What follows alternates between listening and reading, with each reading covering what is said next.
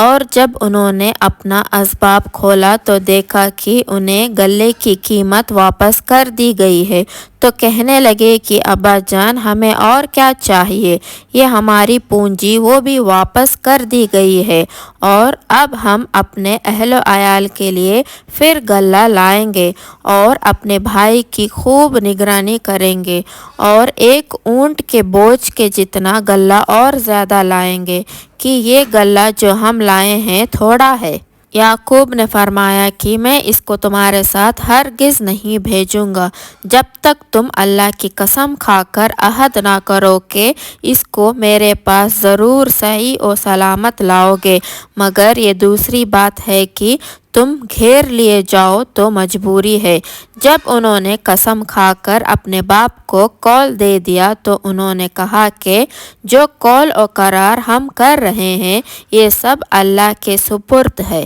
اور یعقوب نے کہا، اے میرے بیٹوں، تم سب ایک دروازے سے نہ جانا بلکہ الگ الگ دروازوں سے جانا، اور میں اللہ کے حکم کو تم پر سے نہیں ٹال سکتا۔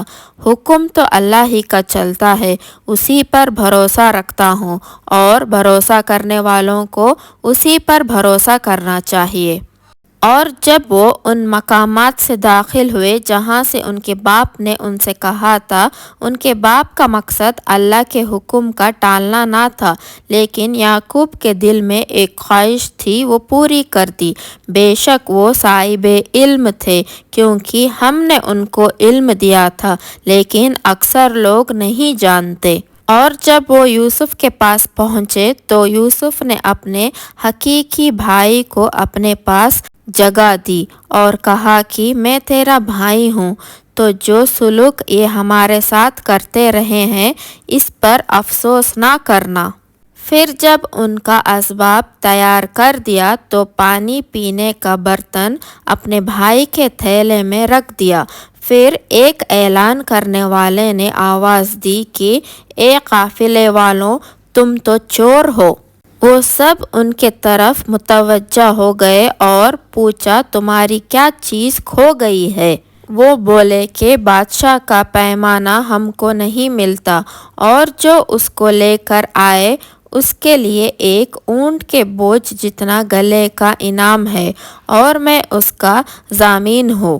وہ کہنے لگے، اللہ کی قسم، تم کو معلوم ہے کہ ہم اس ملک میں خرابی کرنے نہیں آئے اور نہ ہم چوری کرنے والے ہیں۔ بولے، اگر تم جھوٹے نکلے تو اس کی کیا سزا ہے؟ انہوں نے کہا، اس کی سزا یہ ہے کہ جس کے تھیلے میں وہ چیز نکلی وہی اس کا بدلہ قرار دیا جائے، ہم ظالموں کو یہی سزا دیا کرتے ہیں۔